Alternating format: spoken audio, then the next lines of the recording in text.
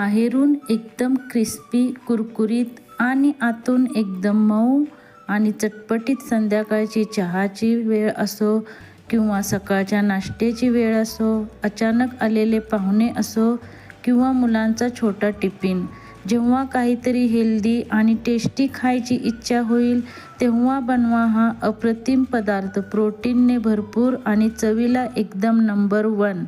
नमस्कार मंडळी, माझ्या स्वयंपाकघरामध्ये तुम्हा सर्वांचे मनापासून स्वागत। चला तर मग वेळ न घालवता पटकन रेसिपीला सुरुवात करूया। हा स्वादिष्ट पदार्थ बनवण्यासाठी आपल्याला खूप काही वेगळं साहित्य नको आहे, घरात उपलब्ध असणाऱ्या गोष्टीच लागतील। आपण इथं घेतलं आहे सोयाबीन। हे पहा, इथे मी 1 वाटी सोयाबीन घेतलेलं आहे।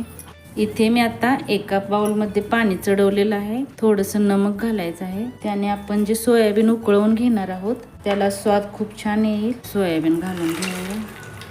याला तुम्ही फक्त ऊन पाण्यात घालून भिजत घालू शकता। एक उकळी आणून काढायचं आहे। याला उकळलेला आहे, गॅस बंद केलेला आहे। आता याला आपण थंड पाणी घालून पिळून घ्यायचं आहे। असे पिळून घ्यायचे आहेत, चांगले पिळायचे, असे पाणी बिलकुल ठेवायचं नाही। हे पहा, असे झाले पाहिजेत। हे पहा, मी आता सर्व पिळून घेतलेले आहेत। पाणी बिलकुल ठेवायचं नाही, चांगलं पिळून घ्यायचं। मिक्सरमध्ये प्लस मोडवरती बारीक करून घेणार आहे, तुम्ही चॉपरमध्ये सुद्धा करून घेऊ शकता। हे मी आता मिक्सरवरती प्लस मोडवरती बारीक करून घेतलेलं आहे। याच्यात आपण आता काही मसाले घालणार आहोत। इथे मी आलं लसूण पेस्ट 1 चमचा घेतलेला आहे आणि 2 बटाटे उकडवून घेतलेले आहेत, त्याला मॅश करून घालायचे आहेत, चांगले मॅश करायचे। याच्यात असे बिलकुल गाठी राहिल्या नाही पाहिजेत। हे पहा, मी 2 घेतलेले आहेत, 2 पुरेसे होतात याच्यात। बटाट्यामुळे या मिक्सरला खूप छान बाइंडिंग येते, त्यामुळे बटाटा जरूर उकडवून घालायचा। आता आपण मसाले काही घालून घेऊया। इथे मी अर्धा चमचा जिरे पावडर घेतलेले आहे, 1 चमचा लाल मिरची पावडर आहे, तुम्हाला जेवढं तिखट आवडत असेल तसे तुम्ही घेऊ शकता। अर्धा चमचा गरम मसाला आहे, 1 चमचा धने पावडर। इथे आता एक खास टिप्स, 2 ते 3 चमचे आपण कॉर्नफ्लॉवर टाकणार आहोत। यामुळे मिश्रण छान एकत्र येईल आणि तळताना कटलेट अजिबात फुटणारे नाहीत, उलट ते कुरकुरीत येतात। इथे तुम्ही 2 या 3 चमचे घेऊ शकता। आणि इथे मी 1 चमचा बेसन घेतलेला आहे, तुम्ही नाही घेतलं तरी चालेल, मग तुम्ही 3 चमचे कॉर्नफ्लॉवर टाकू शकता याच्यात। आता इथे मी 1 चमचा चाट मसाला घेतलेला आहे। चाट मसाल्यामुळे या पदार्थाला एकदम चटपटीत आणि स्ट्रीट स्टाईल चव येते। हे पहा, 1 चमचा घेतलेला आहे आणि हिरवी मिरची 1 बारीक चिरून घेतलेली आहे, बारीक चिरून घेतलेली कोथिंबीर, स्वादानुसार नमक घालायचं आहे। आता हे छान आपल्याला मिक्स करून घ्यायचं आहे। बघा, आपला कटलेटचा डो एकदम परफेक्ट तयार झालेला आहे। तर आपण इथे कटलेट बनवणार आहोत, त्यामुळे डो पहा एकदम परफेक्ट झालेला आहे। चला तर आपण आता हाताला थोडं तेल किंवा पाणी लावून कटलेट तयार करून घ्यायचे आहेत। तुम्हाला जसे आकारात आवडत असतील तसे तुम्ही करू शकता। जास्त जाडी ठेवायची नाहीत किंवा पातळी जास्त करायची नाहीत, तुम्ही असा आकारही करू शकता किंवा गोली करू शकता। हे असा आकार सुद्धा करू शकता, असा,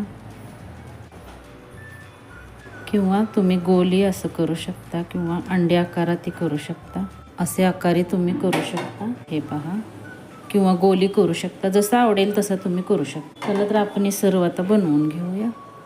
हे पहा, इथे मी आता सर्व कटलेट बनवून घेतलेले आहेत, एवढे बनलेले आहेत। तेवढ्या डोमध्ये इतक्या तयार झालेल्या आहेत। सेलो फ्राय किंवा डीप फ्राय तुम्ही करू शकता, मी सेलो फ्राय करणार आहे।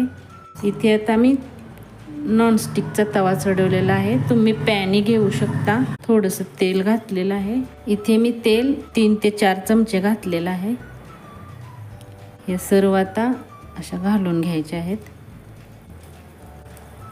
सर्व मी आता घालून घेतलेले आहेत। हे पहा, जास्त तेलही घातलेलं नाही, तुम्ही डीप फ्रायही करू शकता तुम्हाला आवडत असेल तर। आणि गॅसची फ्लेम स्लो टू मीडियम ठेवायची आहे, जास्त तेज ठेवायची नाही। जर फास्ट गॅस तुम्ही ठेवला तर आतून कच्च्याच राहतील आणि बाहेरून शेकल्या जातील, त्यामुळे गॅसची फ्लेम या तर स्लो ठेवा या तर मीडियम ठेवा। आता आपण पलटून घेऊया या सर्व टिक्के, हळून पलटायचे आहेत। तुटल्या नाही पाहिजेत. हे पहा, खालून रंग चेंज झाला की मगच पलटायचे आहेत. तर सर्व मी पलटून घेतलेले आहेत. वाटलं तर तुम्ही थोडंसं तेल घालू शकता, म्हणजे खाल्ल्या साईडला तेल व्यवस्थित लागेल. आणि हे बघा, आता छान भाजलेले आहेत, तयार झालेले आहेत आपले कटलेट. किती सुंदर दिसत आहेत ना. कलरही पहा किती खूप छान आलेला आहे, गोल्डन कलर आलेला आहे. आपण आता काढून घेऊया. वाव, बघा काय सुंदर कलर आला आहे आणि क्रिस्पी तरी विचारूच नका. हे पहा, आवाज ऐकलात ना, खूपच क्रिस्पी झालेले आहेत. आपले गरमागरम आणि प्रोटीनने भरपूर सोयाबीन कटलेट खाण्यासाठी एकदम तयार आहेत. हे तुम्ही पुदिन्याच्या चटणीसोबत किंवा टोमॅटो सॉससोबत खाऊ शकता. तर मग कधी बनवताय क्रिस्पी सोयाबीन कटलेट? नक्की बनवून पहा, सर्वांना खूप आवडेल. रेसिपी आवडली असेल तर व्हिडिओला लाईक करा आणि तुमच्या मित्रमैत्रिणीसोबत, परिवारासोबत शेअर करा. आणि आपल्या माझे स्वयंपाकघर या चॅनलला सबस्क्राईब करायला अजिबात विसरू नका. पुन्हा भेटूया अशाच एका खमंग रेसिपीसोबत. तोपर्यंत खात रहा आणि खुश रहा. धन्यवाद.